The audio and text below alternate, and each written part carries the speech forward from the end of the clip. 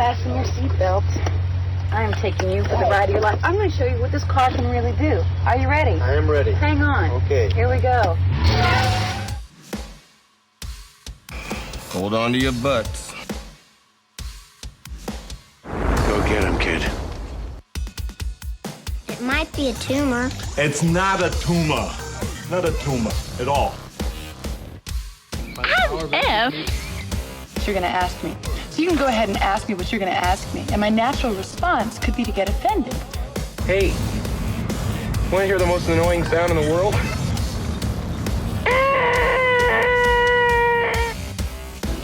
Yeah, well, that's just like your opinion, man. All right. You're listening to the 30-something movie podcast. One movie each week, 30 years in the making.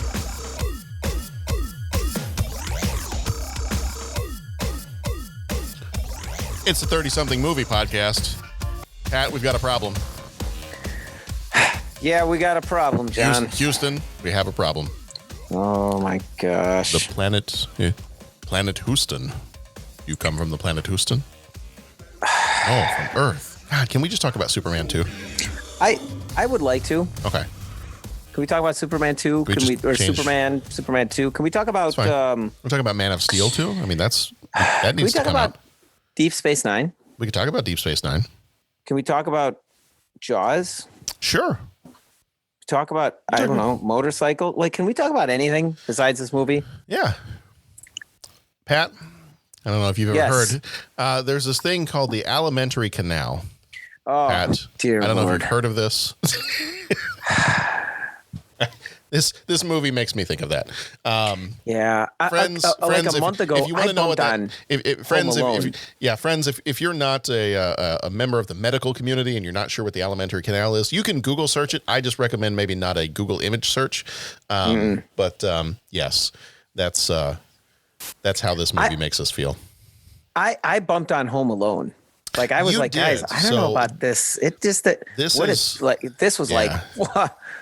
No, I'm sorry. No. So let me before we even talk about the movie, let me back up for just a moment here. Back it up. Back it up, and then put it in gear and run over it, and then back it up again. And after having watched this movie, do you feel better about Home Alone? No, because I went back and tried to rewatch Home Alone, again, and I want to be careful. Like I think it's an incredibly. It's a well put together movie, great soundtrack.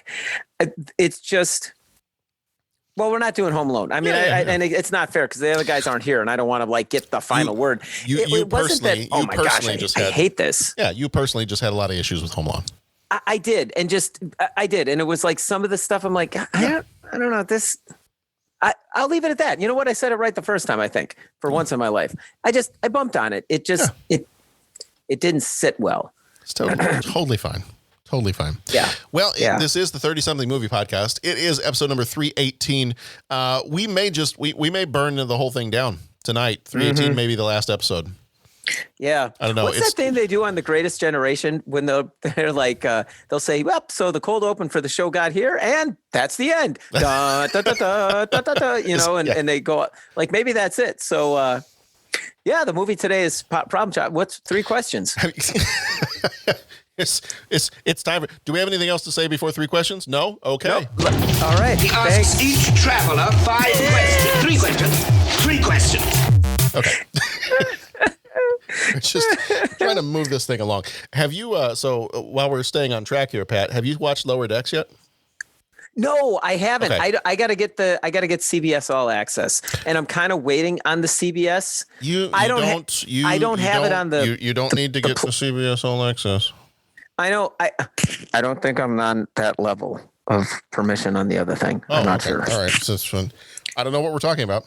I don't know either. Okay. But once I get CBS All Access and I can get, when Pickard 2 and Discovery 3, I think I'll be able to just crank through all of those. Okay. You know what I'm saying? There are so many. The first episode of Lower Decks, for those of you who don't know, Lower Decks is the new Star Trek animated series. Okay. The first episode, I was like, all right. I mean, it's got some funny stuff in it.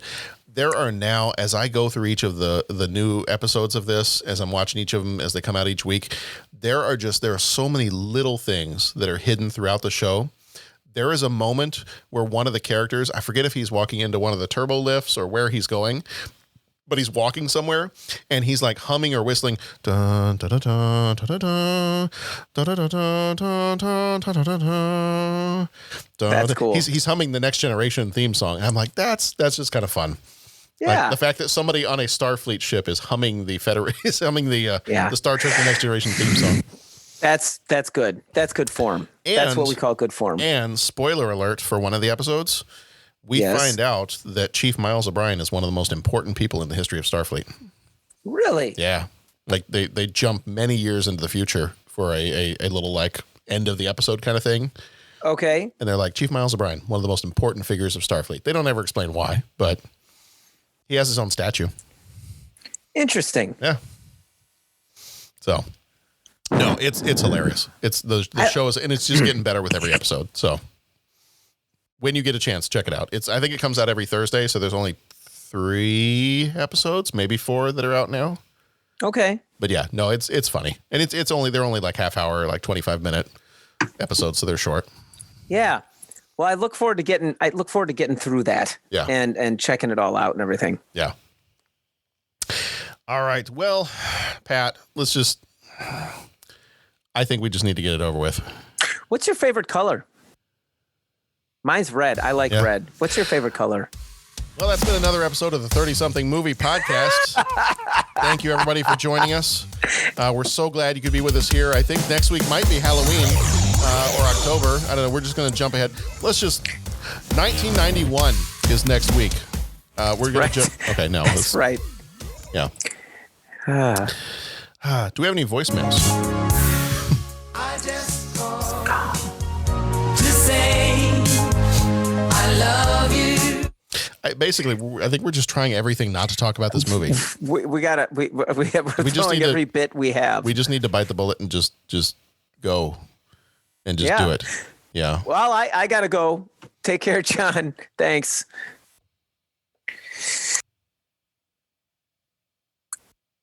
That was okay. That pause was not only pregnant, there was an entire litter. Yeah, that was dead air right there. Yeah, there you go. Normally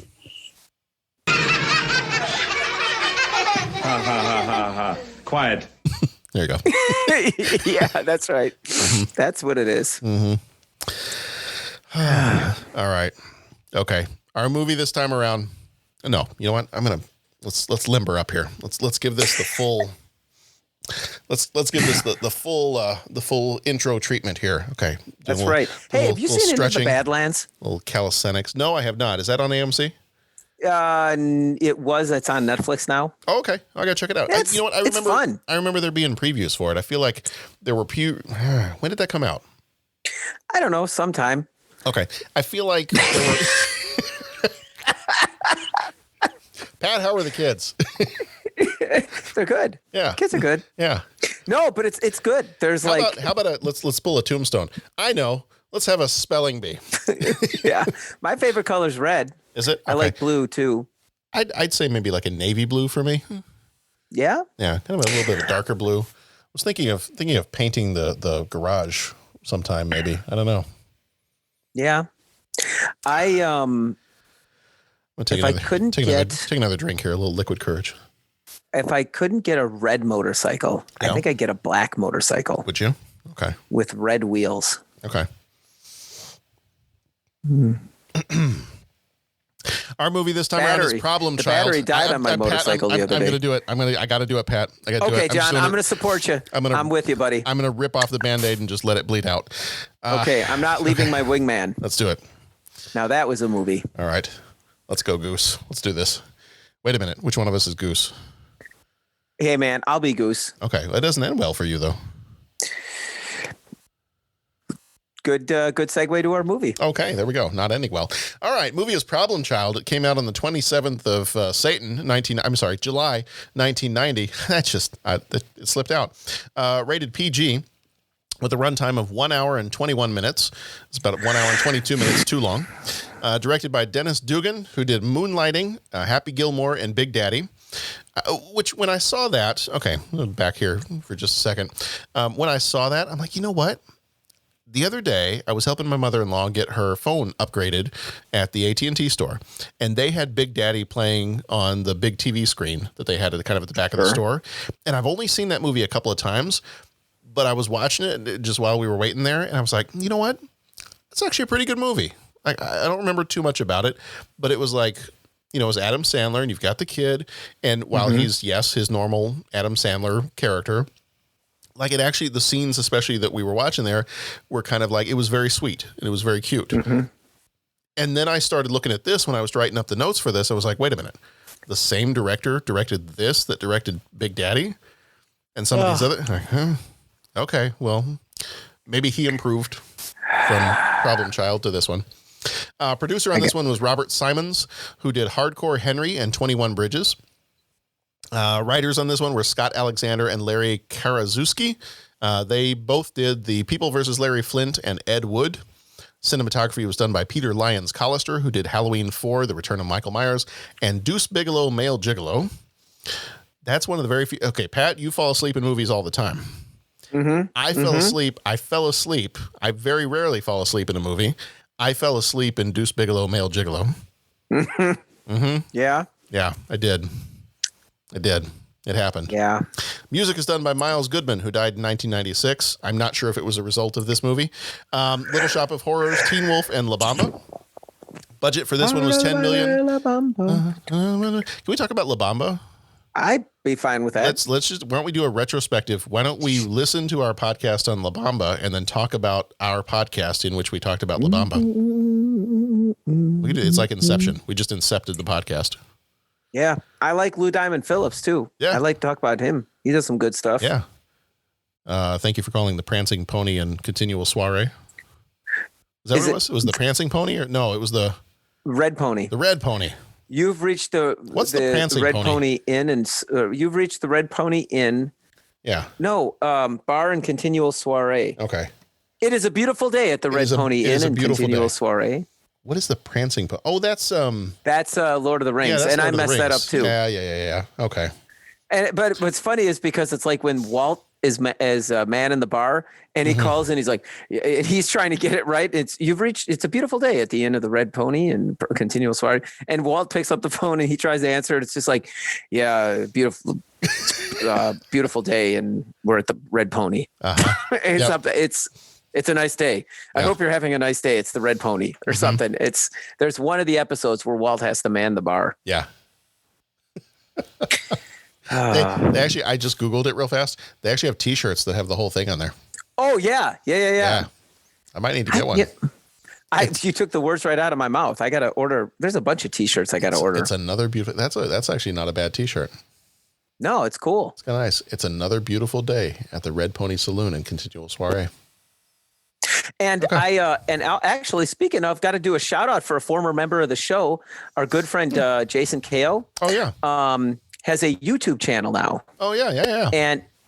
And he's put some fun episodes up on there, and really cool stuff. And he's kind of like, as he's kind of doing a relocation in life, and so he's going to kind of keep in touch with friends and do kind of a YouTube show. And so he's got, you said T-shirts, and so actually I got to buy his T-shirt too. So anyways, he's selling T-shirts. Thai Wandering. It's called Thai Wandering with Jason Ko. Okay. Yeah, I was going to look it up real fast and see. Because he went to go live over in Taiwan is he there for a year or is he there for longer? Yes. Okay. I think he's there for at least a year, and then he's going to kind of reevaluate and see what he's doing and all that kind of stuff. Yeah, that's cool. Yeah. It looks like I pulled it up real fast. It looks like Thai Wandering with Jason. And then it looks like he's got a few. Has he left yet? He has. Okay. All right. Oh, I see. He's got several episodes here now. Okay. Cool. Yeah. The trivia one is fun, and he checks out tacos. He does Cubs versus Sox fans. Yeah. Just it's cool. It's cool. So nice. Yeah, go check it out on YouTube. Thai Wandering with Jason. Yeah. Very cool. Very cool. All right. Let's get back to this other thing. The budget was $10 million. The box office was $72.2 million. The flick metrics, whatever, is a 44%. Cinema. Okay, Pat, you wanted your blood to boil a little bit? Yeah, Cinema scores A-. Cinema scores A-. Yeah, it's an A-. People liked it, Pat. Yeah, I'm sure. I'm sure there's people that like it. You know what? I'm going to admit, as a kid, I like this movie. And that's fine. Yeah. I mean, people call into the show. We like spirited conversation. Yeah. When I was a child, I thought as a child, Pat, and now I've grown up. And I've left childish things behind me for the most part. That's not true. Yeah. But this one, I'm very happily leaving behind me. Oh. Starring John Ritter, who died in 2003, probably not as a result of this movie. He played Ben. He was in Three's Company and Sling Blade. Jack Warden died in 2006, also probably not as a result of this movie. He played Big Ben. He was in 12 Angry Men and a movie called Justice for All. Michael Oliver played Junior. He was in Problem Child 2 and various individual TV episodes here and there. Gilbert Gottfried played Mr. Peabody. He was in Aladdin, Beverly Hills Cop 2. Amy Yasbeck played Flo. She was in Pretty Woman and Wings. Michael Richards played Martin Beck. He was in Seinfeld and Airheads and UHF. And then Peter Jurasek played Roy. He was in Tron and Hill Street Blues. Ben is a good-hearted guy who's always wanted a son of his own, but so far he and his wife have had no success. The couple adopt Junior, a red-headed hellion who quickly makes their lives very miserable. Disaster follows Junior wherever he goes, and when Ben's incensed family tells him to get rid of the boy, he starts to wonder if they may be right. Kids, they're the hope of the future. You two really must have a lot of fun together. Yeah, these little rascals really make life worth living. But Ben and Flo have a problem. Are you absolutely sure there's no hope? Oh, none whatsoever. Florence, why can't we adopt? Okay, let's get a kid. Okay, you want a little baby. Well, old babies are little. It's no problem there. Just this morning, I came upon a 7-year-old. Smart as a tack. A little rambunctious. But weren't we all at that age? Oh, he does look very presentable in that little bow tie. He's evil. That's a wicked mind. Look what he did in art class. Skeletons, headless corpses. No, please, don't hyperventilate. Either Junior goes or you find yourself some new nuns. Hey, we must have gotten the pick of the litter. Look, everyone's come out to see him off. I would like to proudly present the newest member of the Healy family, Junior. He's got the face of an angel. It's the devil. I hope you guys are insured. He's got a special way with pets. poor Fuzzball. She'll never be the same. He's got the keys to the car. My new car! No!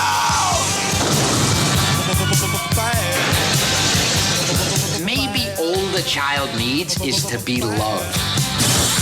Bad of the bone. We've adopted Satan. You took him, he's yours! That's because you condescend to him! What am I supposed to do with the little creep? He's already been returned 30 times! He's mad. He's bad. He's 7. I'm gonna be 8 in 2 weeks.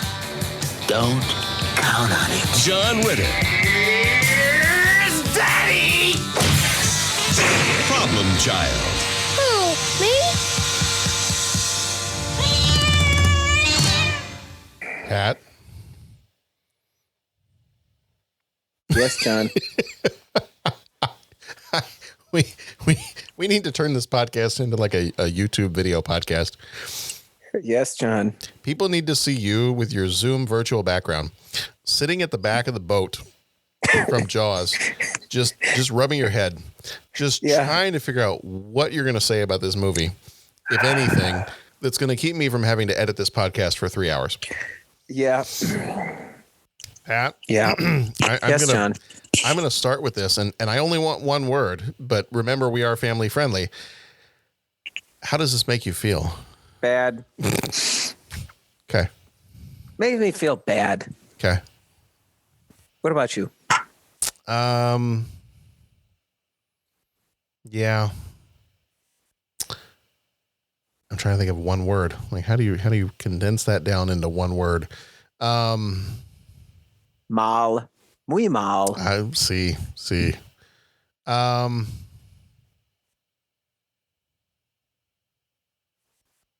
I don't even know. I wanted to say cheated, like cheated out of an hour and 20 some minutes of my life. Yeah. I watched the whole thing in 20 minutes. Nice. Well, not nice, but yeah. I'm going to just say disappointed because when this one was on the list, I was like, I remember enjoying this as a kid.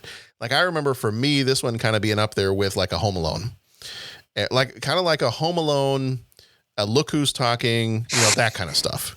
That's what I remember as a kid, but I had not seen it since I was a kid.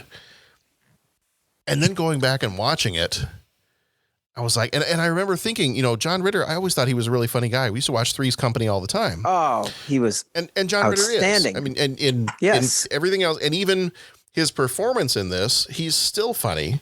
He's still got a good performance in this. But I think it's just the story and the writing. Yeah. Because it just, I mean, and this movie compared to some of the other ones that we've looked at, this actually gets fairly high marks. Cinema Score gives it an A-. So people that went to see it liked it. Flick Metrics, I mean, that's a pretty low one, a 44%. But the fact that it not only made its budget back, but I mean, it made a decent amount of money at the box office. $10 million was its budget. 72.2 was the box office. So that's why they ended up having 2 other sequels to this. Yeah. Like, it's just there's not the only redeeming character in this movie is John Ritter's character. Yeah. For me. Yeah. Nobody else is likable. And even then, the times where, I mean, he went ahead and almost pulled a full-on Uncle Luke on the kid. And when the kid got kidnapped, see, here's the deal. Pat, the year was 2020, and I watched Problem Child. And the alimentary canal, Pat. Yeah. Yeah. Yeah. I'm going to jump ahead to that scene because I don't know. The trailer pretty much tells you all you need to know about this movie. It's a kid that's been passed, and that's what you see in the opening credits and everything. It's a kid that's been passed from family to family.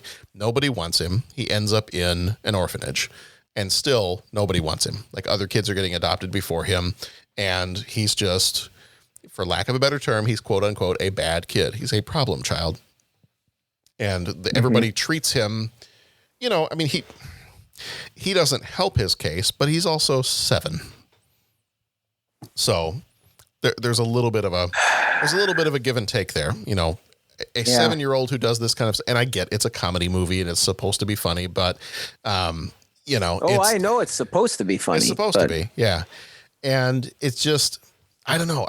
Watching it now as having been a teacher, as a dad, as an adult, I watch this movie now and I'm just like, I see the beginning of that. And I'm like, well, the kid was treated this way. I mean, no wonder he, kind of lashes out in the direction that he does because look at how he was treated. And, the moment where Gilbert Gottfried says he's been returned 30 times and that kind of stuff.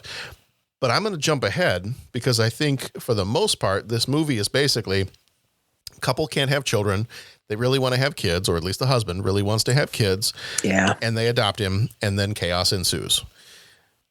The scene that really bothered me was when he gets kidnapped because the kid kind of idolizes this serial killer, played by Michael Richards. He wears the bow tie and everything, just like the killer.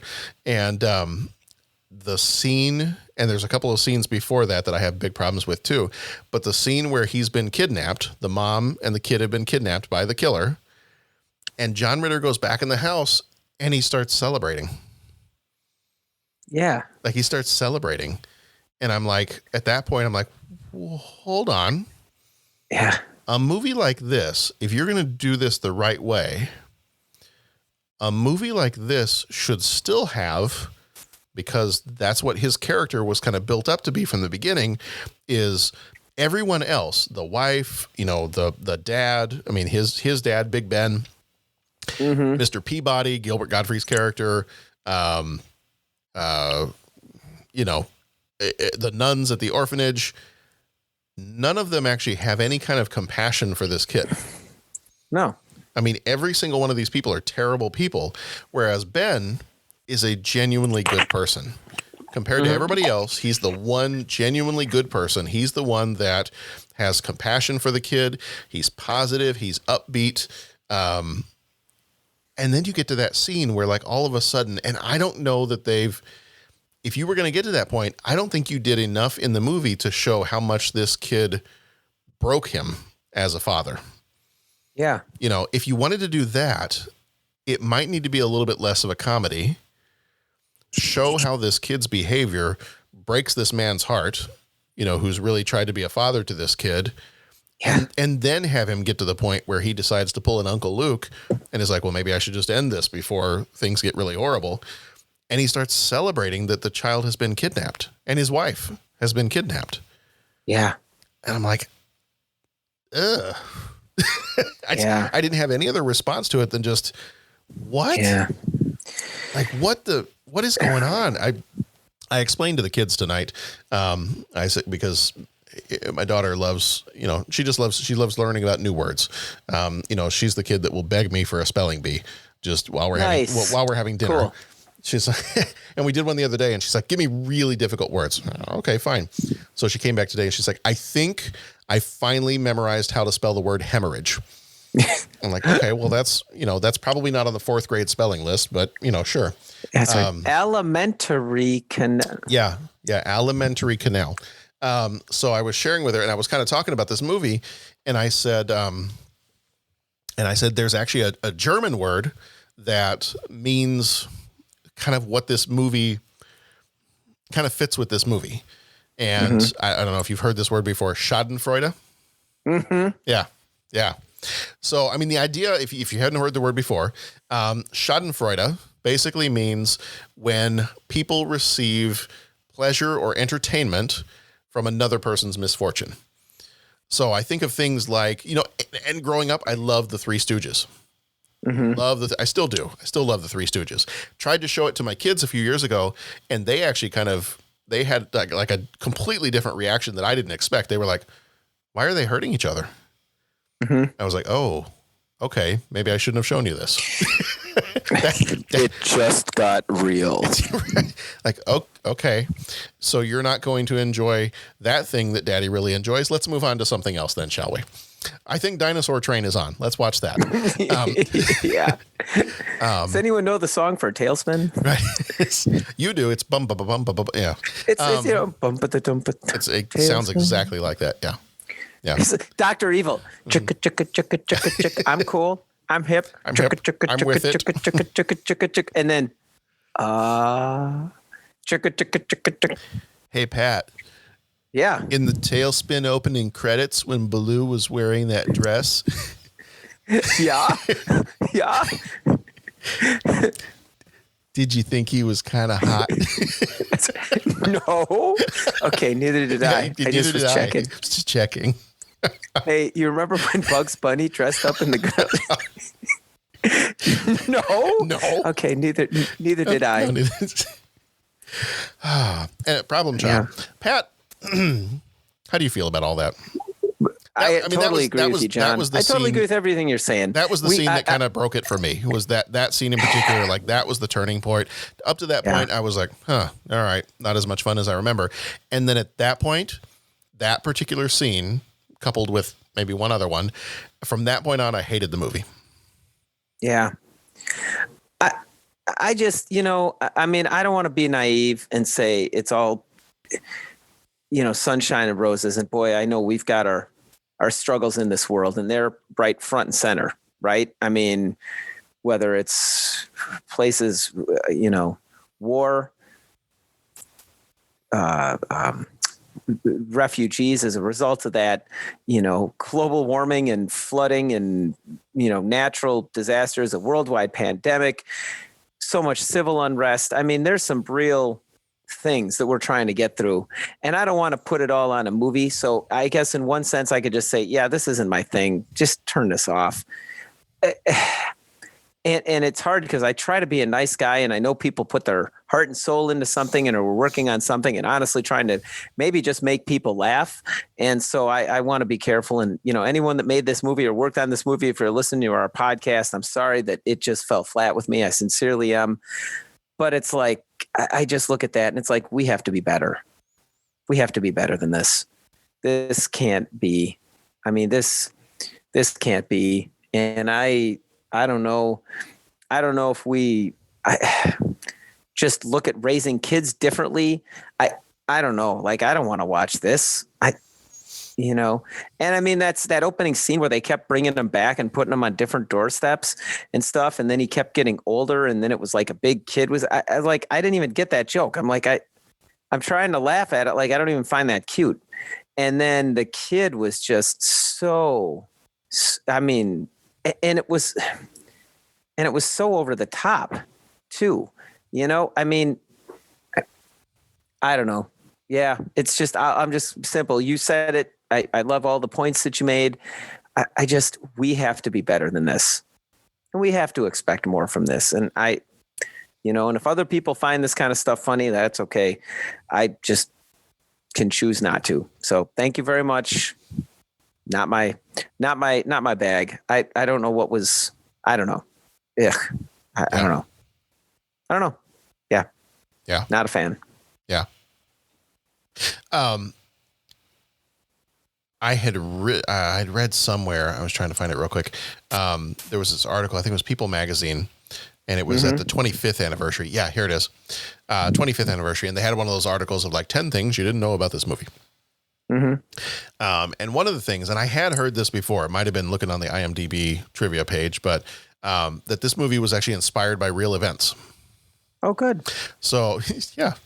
So Gilbert Gottfried, I guess he had a podcast, and back in 2014, he interviewed the writers of this movie. And I guess the original idea for this came from a 1988 LA Times article about an Orange County, California couple who adopted a boy whom they later claimed was a dangerous sociopath, quote, so disturbed that animals instinctively feared him. But instead of writing it as a thriller or horror movie, Alexander and Karaszewski turned it into a comedy intended to poke fun at 80s family movies such as Uncle Buck, Parenthood, and Baby Boom. But see, those movies all have heart. Yeah. And how are we poking fun at those movies? Right. I mean, like, I don't see anything in here. When I look at this movie, I don't see anything in here that says, haha, I'm making a parody of Uncle Buck, or I'm making a parody of Parenthood. And I don't blame the performers for that. I think the performances were fine. Some people were caricatures of actual people, but I think just the writing itself is just bad. They're horrible. Yeah. They're horrible people. Like, this is one of those, I know sometimes, what was it? Was that how people used to describe Seinfeld? That they were just like, they were bad people. Like, it was a show about nothing, but it was like, these are actually horrible people. And I think that's why, wasn't that why the show ended and everybody like ended up in jail? They're like, we just wanted to show, yes, these are not good people. And, you've been watching a show for years about people that are not good people.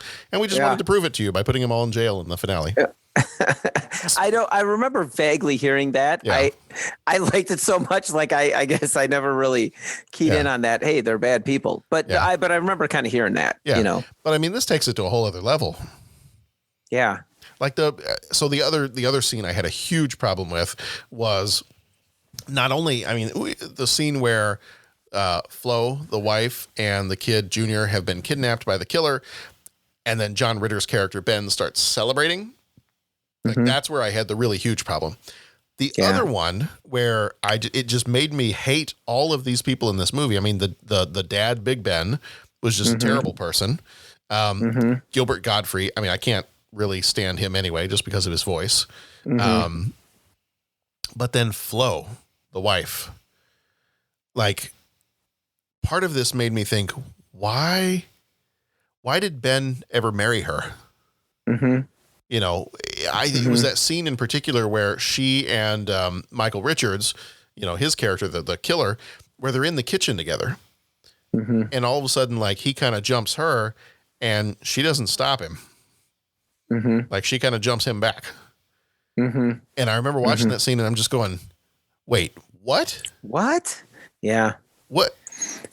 Are you that horrible of a person that I don't even understand what's going on right now? Yeah, I know. And it's like we're parodying family. Right. Why? Why are we parodying family? And well, it's not even parodying family. I don't know what it was trying to parody. Yeah. Because I feel like when you parody something, you're trying to point something out. Like you've got some purpose for creating a parody. You know, if I'm going to parody, you know, either it's to show the absurdity of something or I don't know what, but this movie just makes me really dislike every single one of the people that's in it. Yeah. None of the characters are likable. By the time you get, it's almost like a massacre of character. Yeah. By the time you get to the end, it's like a Shakespearean deal. Everyone's dead on the floor. Well, yeah, in a parody, Police Academy. None of these people are worth saving. Right. Police Academy, Naked Gun. Those are parodies of a movie genre. They're funny. Right. Hot Shots, parody of, you know, fighter pilot. That's funny. Scream is kind of a parody. You know, this again, like, why are we parodying family or like this thing? Like, why are we?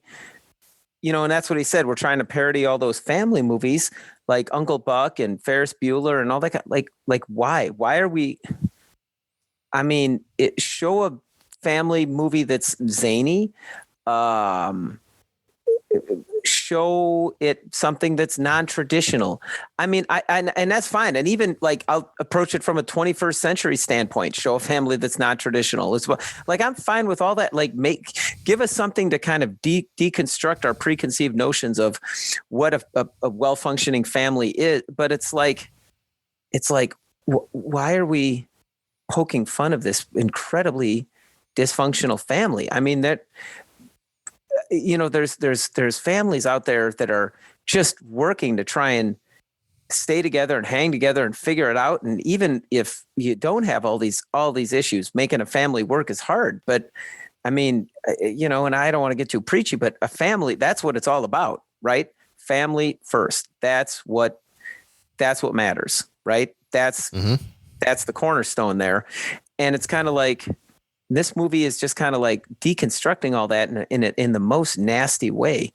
And, you know, I mean, as a guy that hangs out with a bunch of teachers on a daily basis, you look at the way that the kid was treated. And I mean, it's kind of like, well, duh. I mean, of course the kid is a result of all his past experiences, but I mean, this was almost like Chucky level of, well, Chucky was a doll, but I mean, that was almost that level of mayhem that he would create. And it was like, man, you guys better figure out like a discipline thing and quick. And that was the thing, is the kid ruled the roost. So, but you can't blame the kid because, I mean, look at what his past thing was. But I don't know. Well, and if you're going to do this as a comedy, but you also want it to be kind of a message on, you know, because it had that inherent kind of built-in message of, well, what do you expect when you treat a kid this way? Yeah. Like, and what was it? The source material, what did the kid do? I mean, he was just a real jerk kid, or? I don't know. Apparently he was scary, like a scary kid. And granted, I mean, there was many years ago when I was still teaching in the classroom, I had one student 1 year. That's the only student I've ever been afraid of. Okay. Like, I was genuinely afraid of one of the students in my class and the way that this article describes the child from the 1988 Los Angeles Times deal, I would have described that one student the same way. Mm-hmm. Just, it was the only student where I ever, because I always tried to be positive about kids, you know, even kids that gave me a hard time and other stuff. But this was the one kid that I was like, I don't know that I see positive things in this kid's future.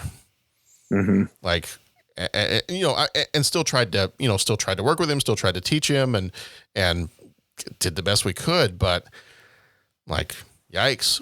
But still, like, even a kid like that, they're kids. Yeah. And they are that way for a reason. And so if this movie was going to do something like that, what I personally probably needed this movie to do was to say, okay, you've got this kid. He's been neglected by everybody. He's been left off to the side by everybody. He's been returned 30 times. So as a result of that, he has decided that his role model is a serial killer. So what I need to see over the course of the movie, and maybe they tried to do it, and maybe I just missed it. I don't think so. But over the course of the movie, I need to see, why is John Ritter's character a better role model for this kid? Yeah. And I didn't see that. Like, I saw him being positive and upbeat and genuinely trying to be a good dad, but I didn't see how he turned the kid around. No, or at least started to. You know, he doesn't have to, you know, the kid doesn't have to be healed miraculously of his, you know, nefarious ways by the end of the movie, but I needed to have a sense of, why is John Ritter a better father figure for this kid than a serial killer wearing a bow tie? Yeah. And I didn't see that. There's enough of this in the real world where, you know, families are torn apart, or there's kids that need to be adopted. I mean, there's like, why are we laughing at this? Like, right. why should I laugh at this? Like, why should I be entertained by this? Pat, do you have any intention of watching Problem Child 2? No, man. Okay. You'll enjoy this one then. This is from that same article. Okay. In an interview, one of the writers, Scott Alexander, described his reaction to the criticism from the first movie. So when people criticized the first movie, his response was, "You want bad taste? We'll give you bad taste." And the original cut of Problem Child 2 was rated R. Mm.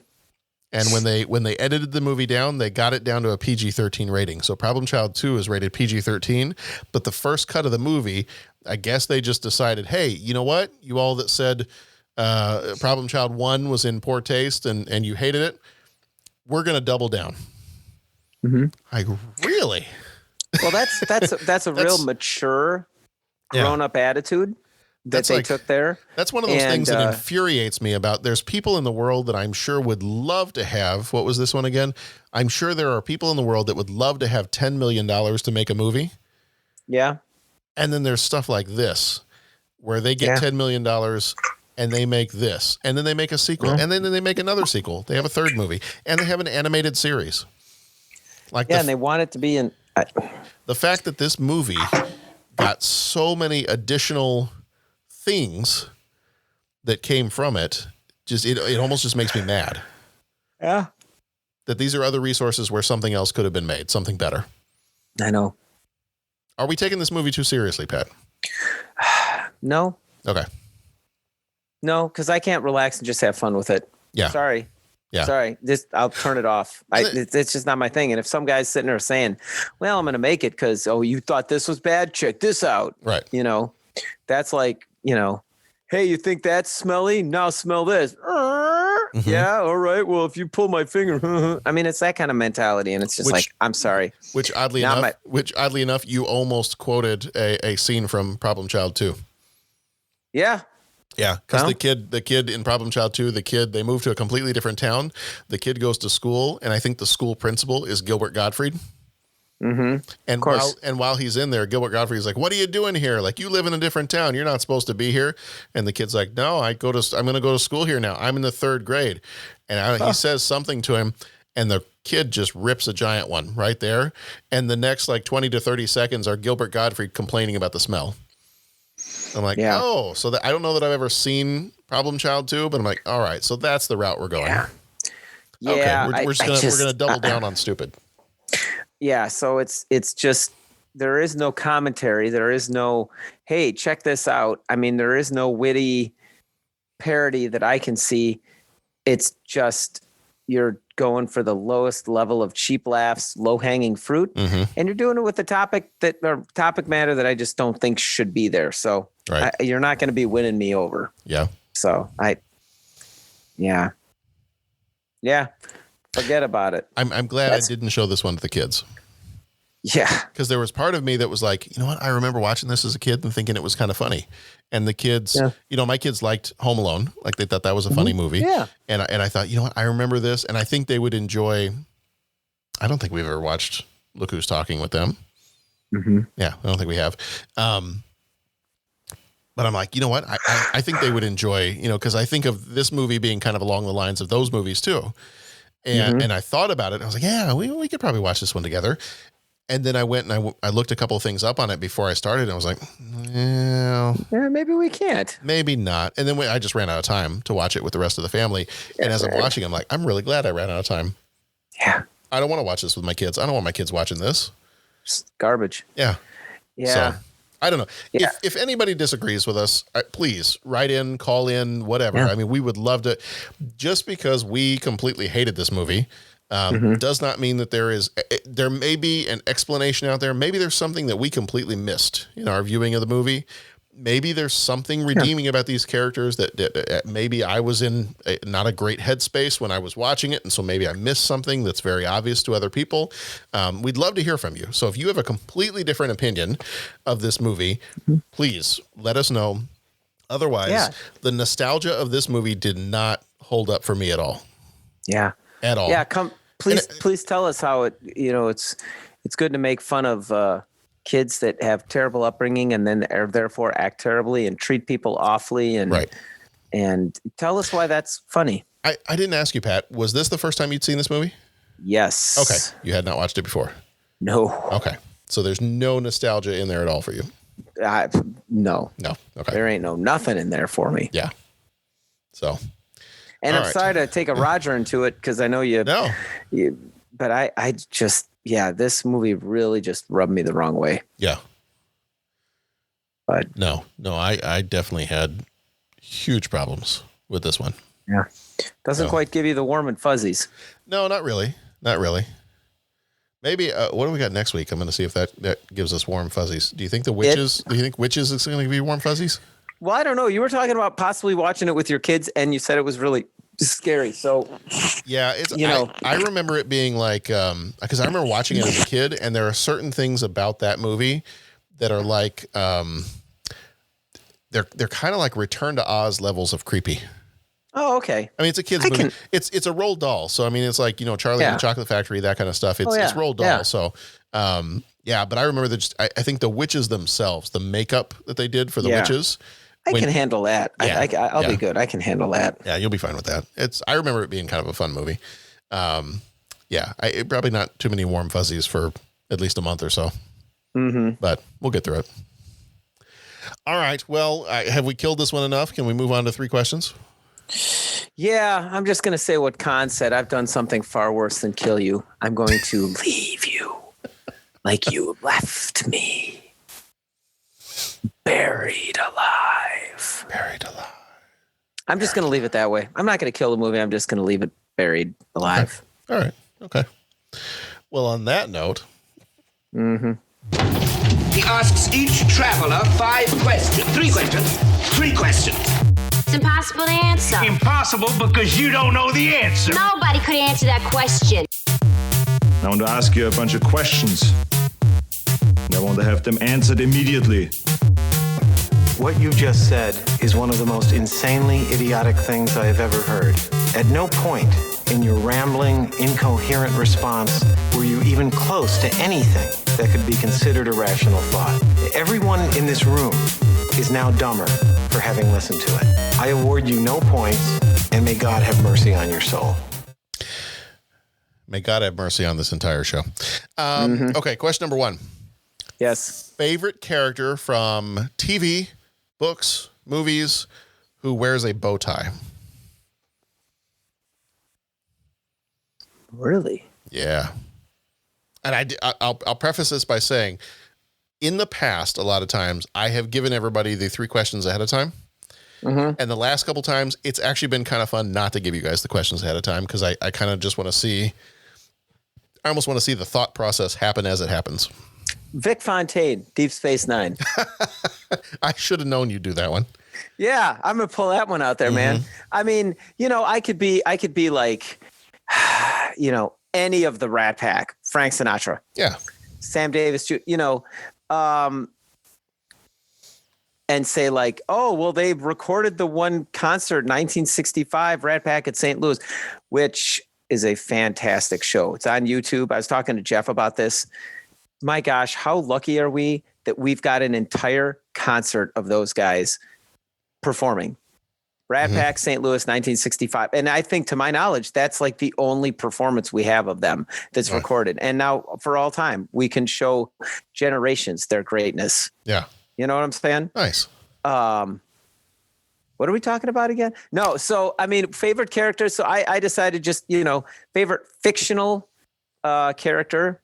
I'd say the Bobby Darin character on Deep Space Nine. It was unique. It was wonderful. It was such a fantastic addition to that show. So I'll say Vic Fontaine, the Bobby Darin character on Deep Space Nine. Nice. All right, John, your turn. All right. So originally, my response for this one was going to be, I had kind of narrowed it down to like Pee Wee Herman. Mm-hmm. A couple other characters that I could think of that were on TV shows that wear bow ties regularly. But then as I thought about it a little bit more, I was like, no, you know what? There was one, and I'm going to pick this one because at first I did not like him. And then it really grew on me. And I was like, no, actually, it's probably one of my favorite characters now. I started watching Doctor Who a few years ago. Okay. Like I had a friend, when I lived in England, I had a friend who was a huge Doctor Who fan. Sure. Religiously. I mean, he had watched all the newer episodes up to that point. He had watched all the previous series.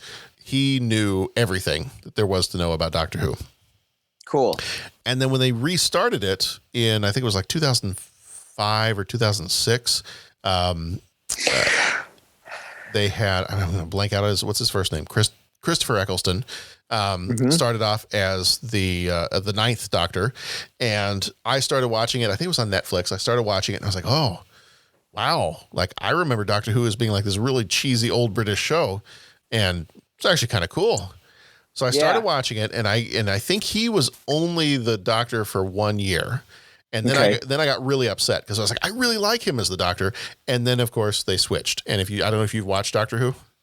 I have. My dad remembers the old British show, the black and white one. Yeah. Which were the first 8 Doctors. And then I've watched like 1, maybe 2 seasons. So I saw the 9th Doctor, Christopher Eccleston. Yeah. And then I saw when he switched to the 10th Doctor. Yep. A little bit. I didn't see the whole season. So maybe I'd say season and a half. Does that make sense? Yeah.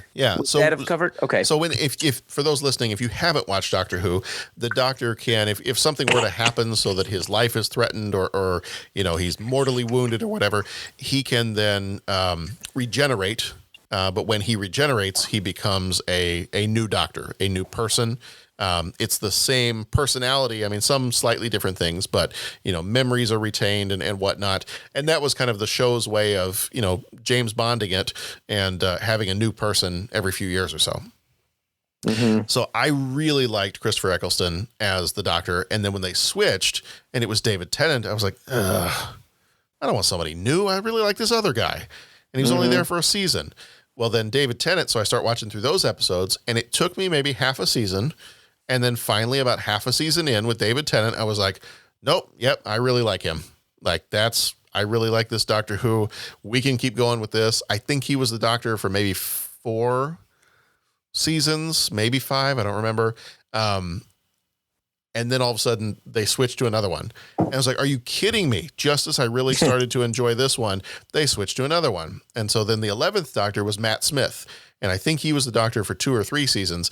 And when that one started off, I was like, oh, this guy, like his personality, it's like watching C-3PO in a bow tie. Mm-hmm. And at first it drove me nuts. I was like, I do not like this guy at all. And then when it got to about the last season of him, I was like, okay, he's growing on me. I really like him now too. Okay. So I'm gonna pick him because I was thinking of my other options. I was like, okay, Pee Wee Herman wears a bow tie. That could work. But I was like, I really enjoyed all those seasons of Doctor Who. And from what I recall, it was the Matt Smith Doctor Who that wore the bow tie, and I think he wore the fez hats too. Okay. So I'm going to go with that as my choice. So I'm going to go with Matt Smith, all right, man. 11th Doctor. Got it. All right, question number 2. Who's more annoying, Gilbert Gottfried or Bobcat Goldthwait? Yeah, that's a hard one. Both, yes, to all of the above. Yeah. I'm going to, I think I'm going to go Bobcat Goldthwait. Yeah. Can he speak regularly? Yeah. Ish? Yeah. Okay, so it's an act. Yeah. And I hope Gilbert Gottfried's kind of an act too. Yeah. Yeah. I mean, if it's not, ugh. Yeah. I don't know. Do you go up to McDonald's and order your food like that, or? Yeah, I don't know. I can't listen to Bobcat Goldthwait. Like I can't do it at all anymore. Okay. Yeah, I remember that was your thing there. Gilbert Gottfried, I will at least tolerate a little bit, at least long enough, as long as he's not in a movie for a really long time. Mm-hmm. Or if he's the cartoon, if he's like the parrot in Aladdin, like I can handle that for a little bit, but yeah. I guess Bobcat Goldthwait, or at least in Police Academy movies, he seems to play overall more positive characters. Yeah. Gilbert Gottfried seems to be a little bit more conniving. Yeah. So that would kind of be a choice, factor too. But yeah. Okay. All right. And then question number 3, what's a terrible thing you did as a kid? And maybe limit this to when you were under the age of 10. Let's do that. Under the age of 10. Yeah. I will say I have a whole list of things. I'm not going to go through them, but let's hear it. I was not a very nice kid sometimes when I was a little one. I will do the stupid thing that I did that could have blown up our house. I think as a kid, I thought it was kind of fun to light matches and watch them burn. There it is. And so I went in the garage one time, took a box of matches with me, and I sat on top of a big can that was in our garage. Yeah. What I did not know was it is a giant gas can that was in our garage. And my parents found me sitting on top of this gas can lighting matches. I bet you the reaction was, excuse me. I bet you their reaction was swift. Of swift discipline. I'm sure they were thrilled. Yeah. Yeah. Yeah. So I'm going to go with that one. I have a couple of other things that I could have listed, like the time that I had a friend, and I didn't know it would do this. I thought it would just kind of stop him and he'd fall off his bike and it'd be kind of funny. But I had a friend that was riding his bike down a hill, and I took a broomstick and I stuck it in his tire as he rode by. Oh, jeez. Yeah. Okay. I was like, that, looking back on it, I'm like, I would have locked me away somewhere. Yeah. That's not cool at all. Well, I'm sure you were all laughing about it at some point. We were. Yeah. It's a stupid kid stuff where you don't know what at the time I was not doing it with the intent of hurting him. Right. The intent was, hey, this is probably going to be kind of funny and we can both laugh about it later because we were still friends. Yeah. But yeah, don't they say the sutures in our brain don't fully close and mature till we're 25? So you're, Right. So no, I'm going to go with the lighting matches on the gas can though. That was kind of dumb. Gotcha.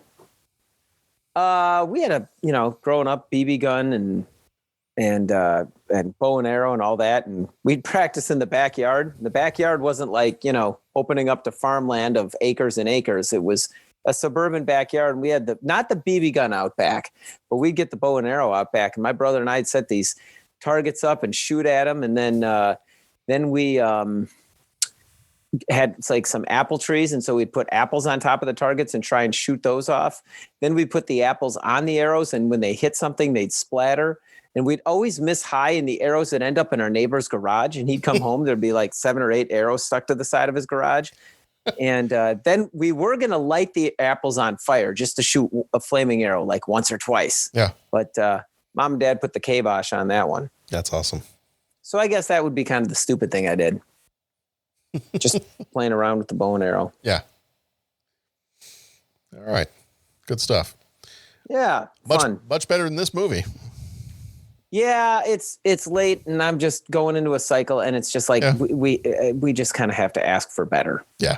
I don't know if we will. Maybe half the country thinks this thing is the greatest thing since sliced bread. Then, hey, enjoy. I'm glad that you've got some respite from the world out there. But boy, this movie just really, got to be better than this. That might explain a few things about half the country. Well, without going any further. that's please see my comments in the chat from last week. And,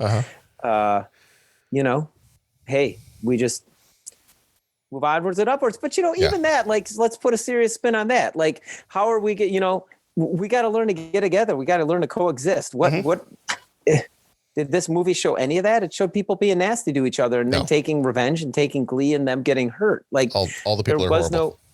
Yeah. If there's one upside to this movie, John Ritter, so thankfully she's not like the way her character was in the movie. But the wife in the movie, Flo, played by Amy Yasbeck. Yeah. She and John Ritter actually got married in, good for them. Was it 99? Yeah. Yeah. So about 9 years later, they actually ended up getting married in real life. But so I'm really hoping and I'm assuming that she probably was not the same as the horrible character she played in this movie. You don't want to assume, but let's hope for the best on that one. Right. Apparently she was also in Problem Child 2 and she played, because he wasn't married anymore in Problem Child 2. And so she played a neighbor kid's mother. She was a brunette instead of a redhead. She played the neighbor kid's mother who he kind of was falling in love with. And I guess a lot of people, just because of the change in her hair color, a lot of people never noticed it was the same person from the first movie. Huh. How funny. Yeah. All right. Well, we had, to sum it up, we had problems with Problem Child. Yeah. Treat kids better, I think is the message. Don't be horrible people and treat kids better. Yeah. It's a very simple rule. We put it up in our band orchestra room. Don't be a jerk. Yeah. Rule number 1. Any other questions? See rule number 1. There you go. Don't be a jerk. Don't be a jerk. Yeah. All right. Well, I think that's going to do it for us this time on the 30-something movie podcast. If you want to find our website, go to 30podcast.com. All the different social media places where we've got stuff out there. We are 30 Podcast, Instagram, Facebook, Twitter, all those different things. We got a voicemail line. If you want to call in, 872-356-6843. And then next month we got coming up is our month of October. It is horror month. So we will spend, and Pat, I know, is absolutely thrilled about that. I thought the kickoff was today, John. This may be the kickoff. Yes. Problem Child was the prequel to horror month. Yeah. Yeah. So we've got The Witches is coming up, Stephen King's It, Jacob's Ladder, Tremors, and Misery. So we got some. I like Tremors. Tremors, not Trevor's. Tremors. That's a different movie. That's a completely different. It's a bunch of guys crawling around underground, and every once in a while they just pop up and they're like, nah. Yeah. Completely different movie.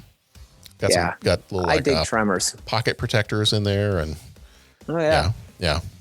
I don't know. It sounded good at the time. Probably works for me, man. Probably like Problem Child when they were making it. Yeah, Sounded good at the time.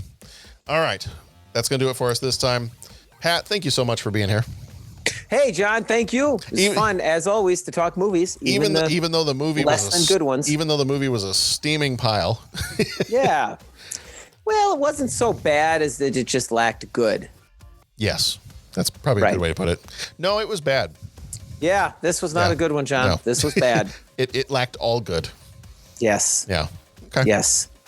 All right. Well, so we'll see you back here next time for The Witches. But in the meantime, thank you, Pat. Thank you, John. Everybody, we hope that unlike the people in this movie, you will be excellent to each other. Go watch some good movies, and we'll see you back here next time. Bye.